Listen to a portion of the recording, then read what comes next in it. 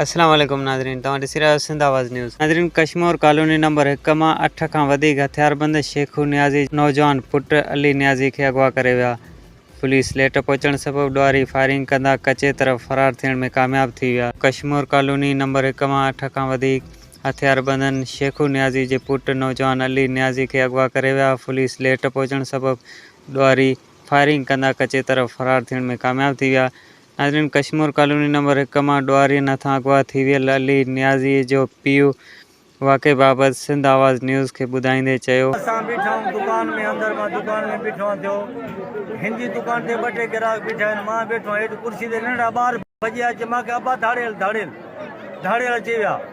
मां जीअं उथियुमि ॾिठुमि त मां 5-6 ॼणा बीठा आहिनि, 8-10 ॼणा बीठा दुकान जॻियूं बीठा आहिनि। त छोकिरे खे ईअं छिकियूं ईंदा आहिनि अंदरि दुकान खां ॿाहिरि। मां जीअं दुकान खां निकितमि पियो मां फायर शुरू करे ॾिनो। मां फायर मूंखे फायर मारियो मां पियो घर भॼी वियुमि। घर ॾे भॼी वियुमि त वरी छोकिरे खे ज़ोर सां ई तूं खयो तूं। अञा ताईं कोई न इंतिज़ामिया आई आहे। कलाक थी विया, कोई इंतिज़ामिया आई आहे। कॉलोनी ज़ैफ़ारनि जे घरनि में अचनि घिरी विया आहिनि। साईं नंढड़े जो नालो छा आहे? अली नालो अथसि, नियाज़ी आहे साईं। अली नियाज़ी 20 साल उमिरि अथसि, ॿार आहे, मासूम ॿार आहे। धाड़ियल छा ते हुया?